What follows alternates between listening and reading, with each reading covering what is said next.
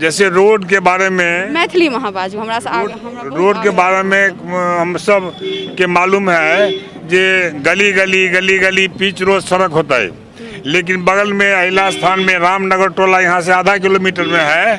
वो आज से 50 साल पहले खरंजा हुआ था, आज तक कोई उस पर काम नहीं हुआ। नमस्कार, हम सब पहुँचलों हन दरभंगा जिला के जाले विधानसभा क्षेत्र का अहिल्या स्थान पर।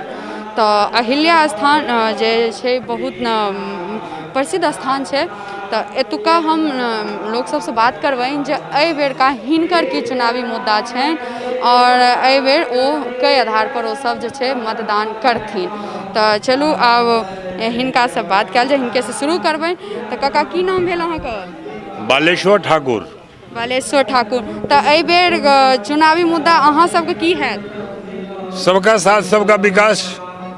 नहीं मतलब अहाँ सबके क्षेत्र में किछु विकास भेल हन? जितना होना चाहिए उतना तो नहीं हुआ है। सबसे पैघ समस्या अछि अपना सब अहिल्या स्थान में छी, तो कनी मैथिली बाजि लिअ। जी जी, ने जतेक होक चाहिए विकास ओते नहीं भेला, लेकिन विकास के काम थोड़ा बहुत हुआ है। थोड़ा बहुत में की भेले हन से कनी बताउ।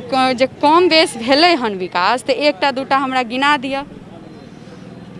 जैसे रोड के बारे में मैथिली महाबाजू हमरा से आगे रोड के बारे में हम सब के मालूम है जे गली गली गली गली पिच रोड सड़क होता है, लेकिन बगल में अहिला स्थान में रामनगर टोला यहाँ से आधा किलोमीटर में है। वो आज से 50 साल पहले खरंजा हुआ था, आज तक कोई उस पर काम नहीं हुआ। अच्छा, आई से 50 साल पहले खरंजा भेल छलै, कोनो पर काम नहीं भेल दोबारा। तो अहाँ कोन आधार पर कह दै छियै कि विकास भेल छै? जेना बीजेपी के टाइम में संस्कृत विद्यालय में एगो मकान मिली 2 रूम के। यहाँ पर मिडिल स्कूल है, वहाँ भी 2 मकान मिला है। और कुछ लाइट वगैरह जो ये वाला सौर ऊर्जा वाला लाइट है से लगल है, और सब कोनो खास विकास नहीं। खास विकास नहीं भेले हन। अनएम्प्लॉयमेंट पर कते एतुका विधायक के ध्यान छनि? जे बेरोजगारी छै, बेरोजगारी पर एतुका विधायक कते ध्यान देने छथिन? बेरोजगारी में तो विधायक जी का यहाँ कोनो खास रोल नहीं भेले ना। हाँ, मनरेगा वगैरह से कुछ काम हुआ है, मनरेगा से जो कुछ मजदूर लोग लेबर। हाँ, मैथिली में बाजू, बहुत नीक बाजे छै, हमरा बड नीक लागैया। हाँ, तो मनरेगा में भेले कुछ काम, लेकिन जब आम जनता के या गांव लेवल में संबंधित बेरोजगारी में कोई दूर हुआ है, ऐसा कोई नहीं हुआ है।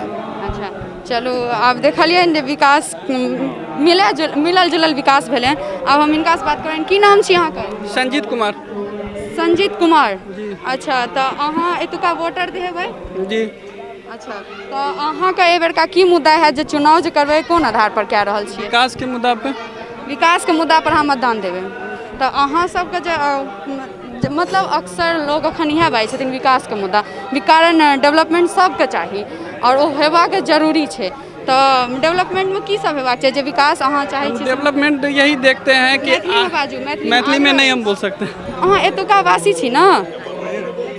यहाँ है कि 15 साल पहले के विकास हम सब देखे छिए, अभी 15 साल के अंदर में जो विकास होले से देखे छिए।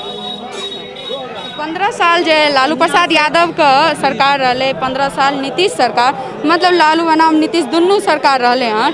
तो कई में सबसे बेसी यहाँ के विकास नजर आयल? नीतीश के राज में कोना विकास भेले से हम देखलिए। लालू जी के राज में हम सब देखलिए कि मब्बी से कमतौल आने में 3 घंटा लगता था। हाँ, मैथिली में बाजू, तकर बाद सबटा सारांश हो जी, 3 घंटा लगे छले।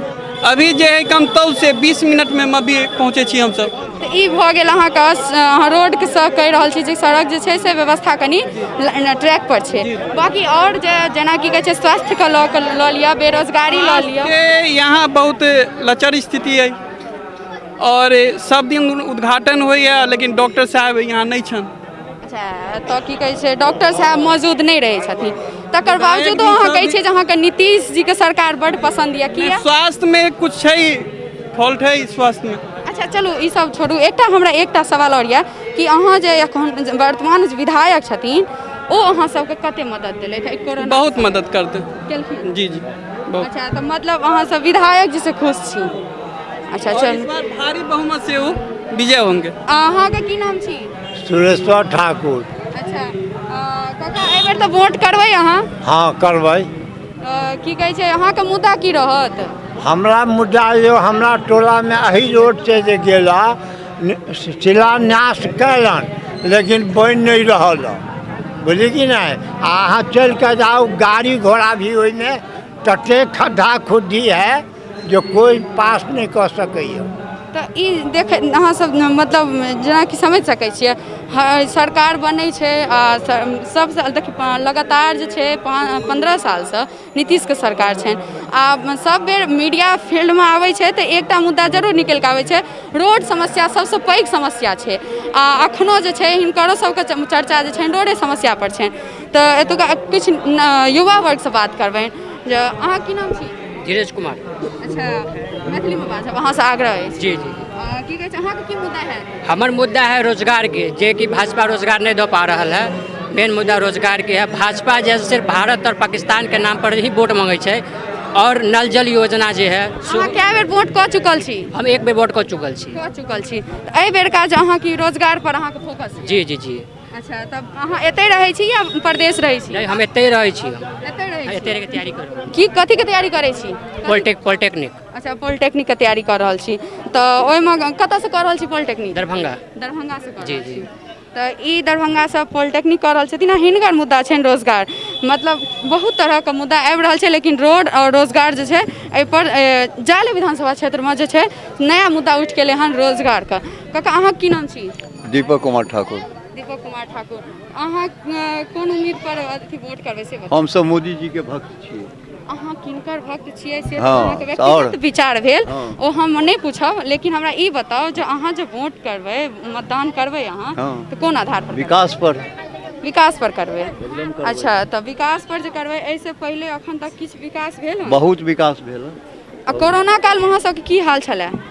नॉर्मल रहल, कोनो ओहन दिक्कत नहीं कोनो हमरा। परेशानी? नहीं कोई परेशानी नहीं। अच्छा हिनका सबके कोनो परेशानी नहीं भेल छलनि कोरोना कालमे।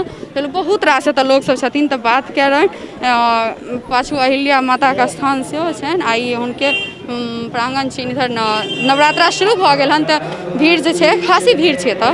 तऽ चलू आओर किछु लोकसँ बात कयल जाय। कका अहाँ की नाम छी? सुधीर ठाकुर। सुधीर ठाकुर। अहाँ वोट देबै ने? हाँ की कहै छै कथीके आधार पर देबै? आधार पर देबै जे कुछ काम भेलैए ताहि पर देबै। काम भेल हन? अच्छा की सब काज भेल हन? काज भेल, रोड बनल। अच्छा एकर बाद कहे मतलब जल वाला भेल, ये सब भेल कहे मतलब एहि पर देबै वोट।